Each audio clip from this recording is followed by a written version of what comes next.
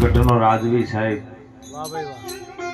જેને ધર્મનો એક નેજો ફરકાયો, એના નામનો આજે પાઠ, એ જ્યોતના દર્શન જો ભૂલે ચૂકે જો થઈ જાય ને, વાહ ભાઈ વાહ. તો અજવાળું થાય ને થાય.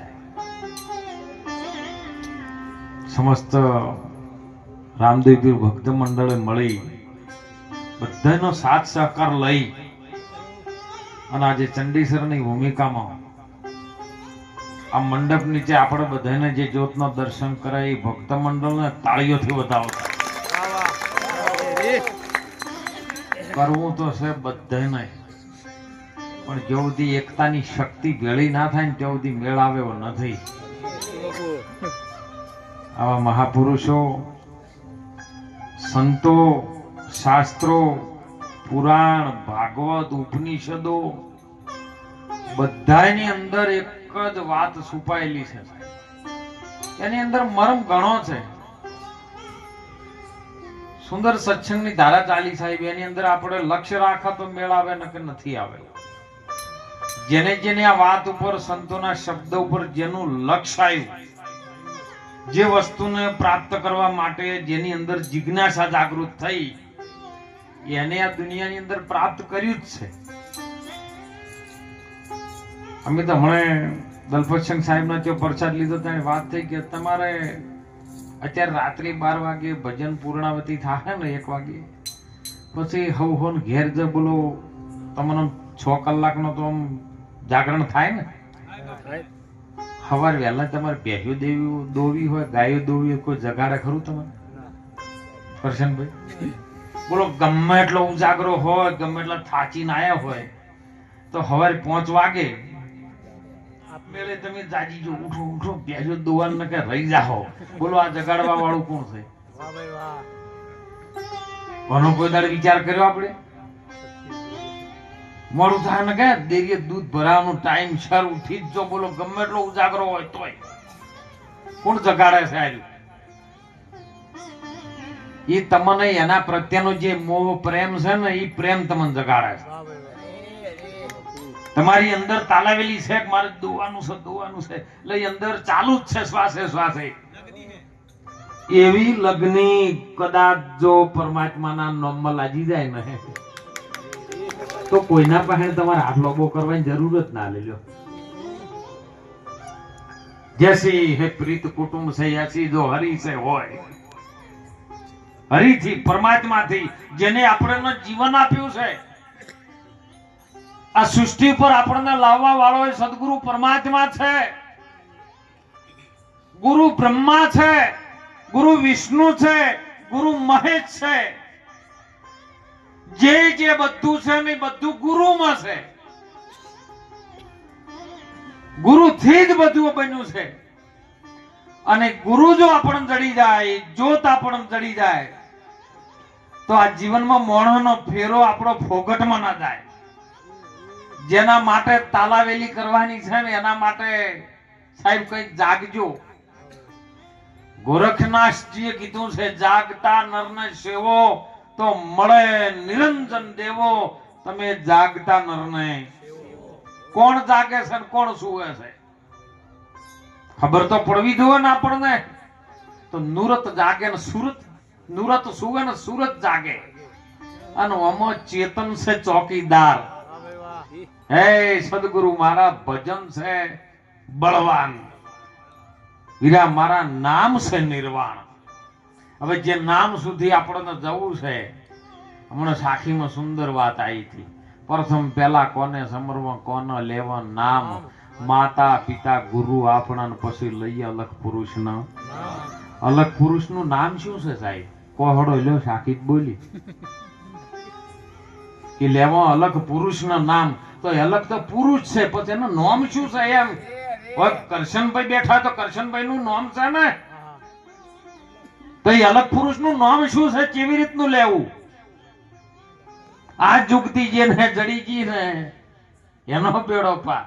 હું તો કહું, ભણે નાનો છોકરો હોય ને કદાચ નિશાળમાં ભણવા બેહાર્યો હોય, સાયન્સ નું ભણે મહારાજ, અને ભણતા ભણતા ભણતા કદાચ ડિગ્રી પાસ કરી લે, તો પછી એ ડોક્ટર બની જાય. સાયન્સ ભણે છે એટલે ડોક્ટર બને. તો જે ભણતો તો જો સુધી ડોક્ટર નતો તો ત્યાં સુધી ભણતો તો વિદ્યાર્થીની માન બાપ બે હતા. ભણતો તો એટલી ઘણા વિદ્યાર્થી હતો જ્યાં સુધી ડિગ્રી અને પાસ નથી થઈ, ડોક્ટર નતો બન્યો ત્યાં સુધી એના મા બાપ હતા. પછી ડોક્ટરની માં કોણ બન્યો, ડોક્ટરનો બાપ કોણ? બોલો, નક્કી કરો. આપણે ડોક્ટરના માન બાપ હોવો જોઈએ ને. પેલા તો હતા જ, એના શરીરના હતા, વિદ્યાર્થીના હતા, પણ ડોક્ટર બન્યા પછી ડોક્ટરની માન બાપ કોણ? જો આ જડી જાય ને તો તરત વારની અંદર આ જે બધું સ્વરૂપ છે ને એ બધું પરમાત્માનું સ્વરૂપ છે. કારણ કે વેદોની અંદર લખ્યું છે અહમ બ્રહ્માસ્મિ. આ બધું બ્રહ્મ સ્વરૂપ છે. તમે કને જુદું મોનો કહો. સુંદર સત્સંગની તારા દલાઈ દલપતસિંહ સાહેબ કે જડ અને ચેતન. તમે કોઈ લાકડા ભેળા કરો જંગલના, જોજો લક્ષ્ય રાખજો શબ્દમાં. હું તો કહું હડકાયા બાવળ ન લાવો, લેબડા ન લાવો, વખડા ન લાવો. વખડા ના આમ સીધા ના આવે કદી. તમે જોજો, જો નજર નાખો ને દુનિયામાં ફરજો, વખડો કોઈ દા સીધો ના હોય. વખડાના પાડ્યા કોઈ દાડો. પણ તમે એને લાવી અને બધા ભેળા કરો સાહેબ, અને એને અગ્નિ ડોફો, અને અગ્નિમાં જયારે બળીને પસંદ થઈ જાય, એની રાખ થઈ જાય, પછી બોલો આમાં કાઢી આલો તમે હેડો કે આમાં લાકડું હડકાયાનું જીવ્યું કે દેશી બાવળનું કયું કાઢી શકશો?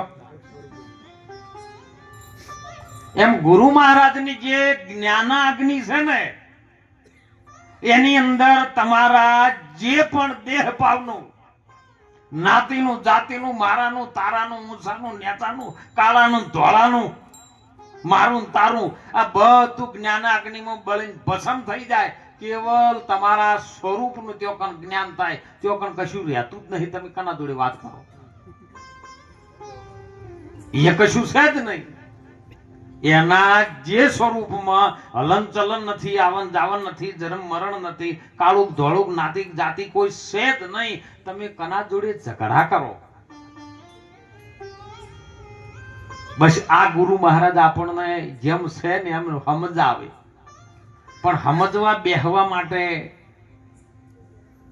જ્યારે ના કીધું કે તમે વહેલા ઉઠીને પહોંચવા બેસો દવાની ઉતવાળ કરો ને, એવી ઉતવાળ જો મોયથી ઉભરો આવે ને મોય કે મારો ગુરુ મહારાજ મને કયો રાખવા માંગે છે, અને એવી ચાલ આવેલી, એવો પ્રેમનો ઉભરો અંદરથી આવે, અને જઈને ગુરુને પૂછો ને તો આરી વાત સમજાય છે.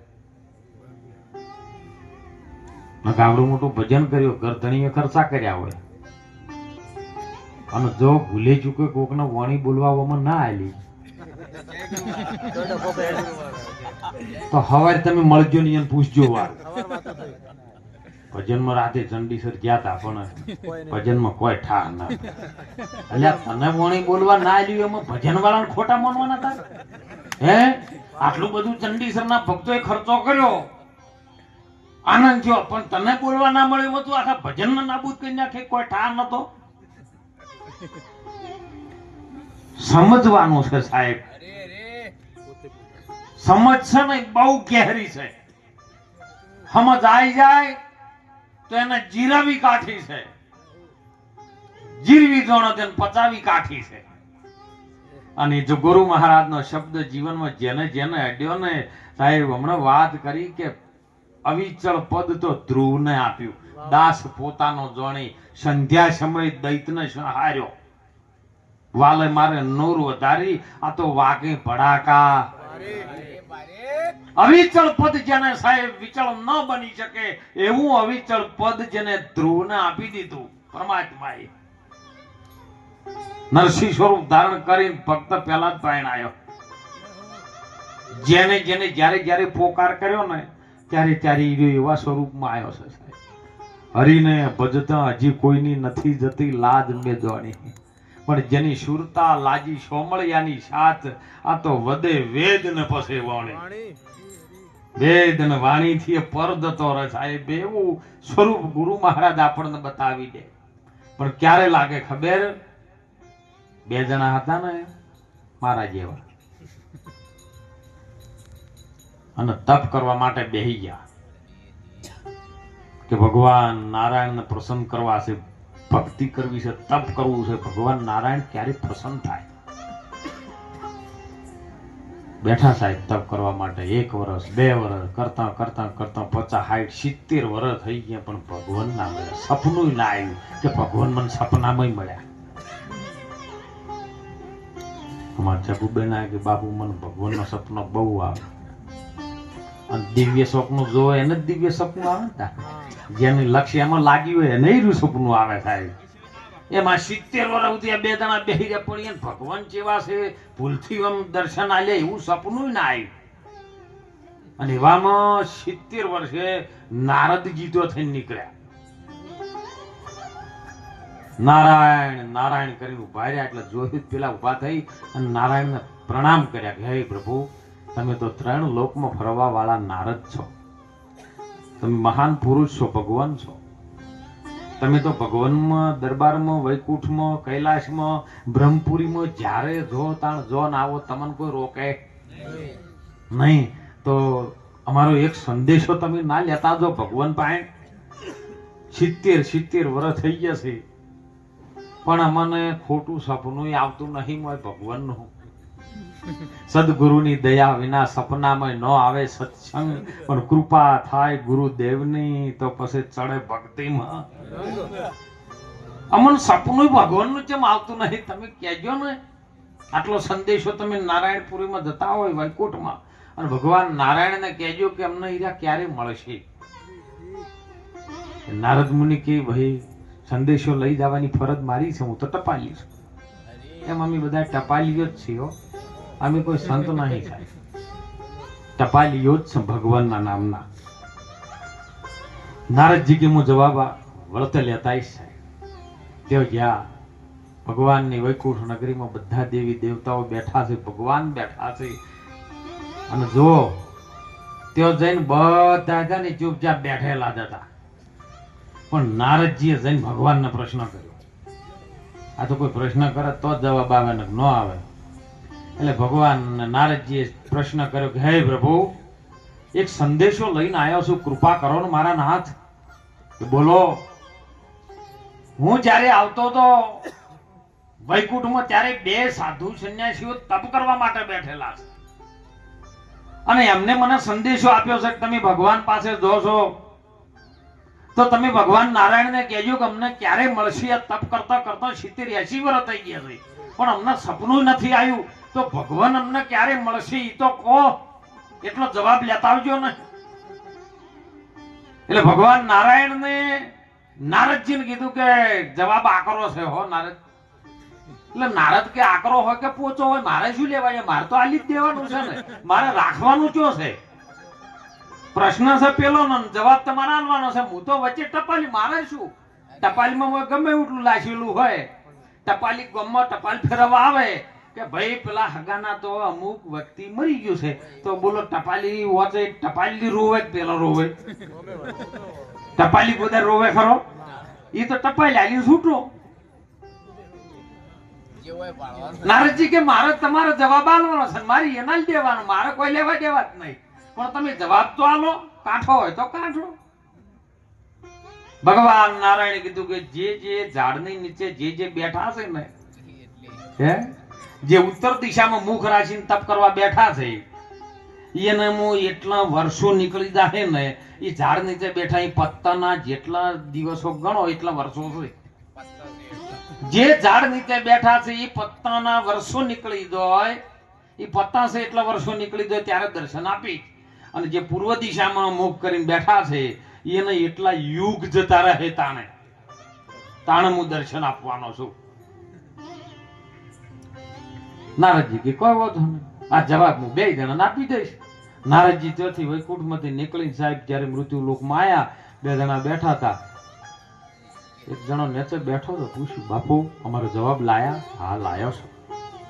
કોને તને જલ્દી કોને? એટલે નારદજી કીધું કે ભાઈ તમે જે ઝાડ નીચે બેઠા છો ને એ ઝાડને જેટલો પતાશે ને એટલો વર્ષો નીકળી જાય ત્યારે ભગવાન નારાયણ તમને દર્શન આપશે. એટલે પેલો હા ભલે હેઠો પણ મરી ગયો. વાહ ભાઈ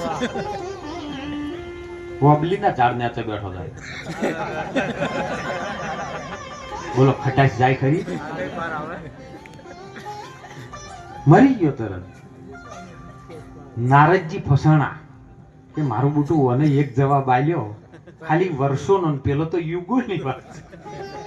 ખાલી વર્ષોનું કીધું છે તો યારે મરી ગયો છે તો હવે વારે મરી જાય તો કદાચ યુગનું કહું તો કારણ કે હો વર્ષે ખાયકો થાય અને હો હાયકા ભેગા થાય તાણ યુગ જાય. અને કદાચ મને કહું મરી જાય તો એટલે પેલો તૈયાર થઈને બોલો બાપા કહો કે કાઠો છે કે ગમે કાઠું છે તમે ત્યાં ચિંતા ના કરશો. ભગવાનનો સંદેશો લાયા છો ખરા ને કે હા કે જેટલા ઝાડ નીચે બેઠો છે ને એટલા યુગ જતા રહે ને ત્યારે તને મળશે. એટલે પેલો નાચવા માંડ્યો છે, આનંદમાં આવી ગયો, પ્રેમ જેને જાગૃત થયો. એટલા વર્ષે મારા ગુરુ મહારાજ મારો પરમાત્મા એવું તો કીધું છે કે હું મળ્યો હે એટલી ઘડા મને અમર તો રાખશે નહીં રહ્યા. આવો જેનો વિશ્વાસ છો એટલે નારાયણ ત્યો કણ સાહેબ આઈને ઉભા રહ્યા ફાટ લઈ. એટલે નારદજી તાચી રહ્યા ઓછો ચોળવા માંડ્યા કે મારું બુટું આ મને કેમ જૂઠા પાડે રે? આ એમ કેતા હતા યુગો યુગો જતા રહે તાણે હું એને દર્શન આલ્યો નાર્યા પલમાઈ ગયા બધું તમે કેમ જૂઠા પાડો આવો?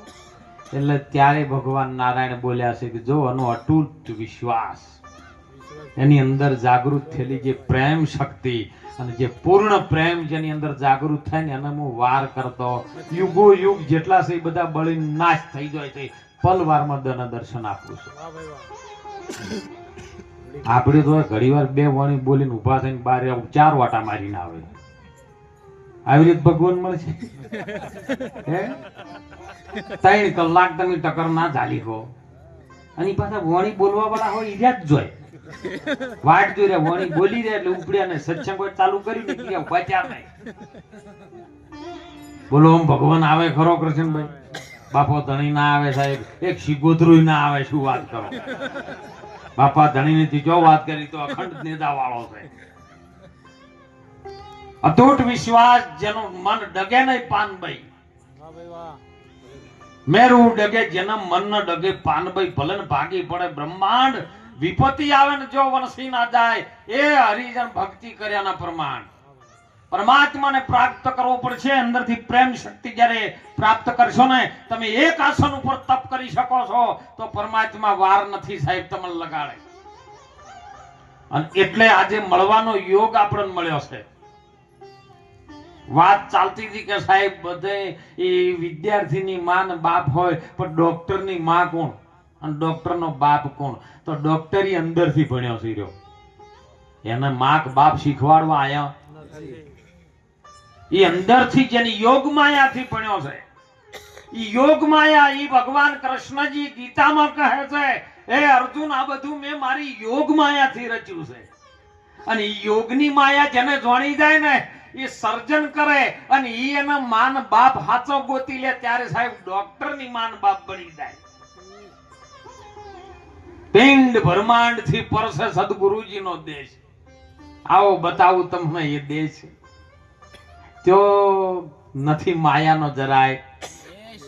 એ સદગુરુ છે ને તો પણ માયાનો લેશ નથી. સદગુરુ પરમાત્મા આપણને એ રસ્તા સુધી લઈ જાય અને પછી રસ્તો છૂટી જાય મંજિલ પોકો એટલે એવું સદગુરુનું સ્વરૂપ છે સાહેબ. અને સદગુરુનો મહિમા તો મુખેથી શું ગાવું, મુખે કહી તો માપ નો આવું. 7 સમુદ્રની શાહી કરું કલમ કરું વનરાય, ધરતી કેરા કાગજ કરું તો ગુરુ ગમતો લીખો ન જાય. ગુરુનો ગમ શું લખી આપણે? અને એટલે સંતો તો કહે છે કે જીવનમાં મોહણનો અવતાર મળ્યો ને મારા મફતલાલે હાલ કીધું હૃદય ગોદડા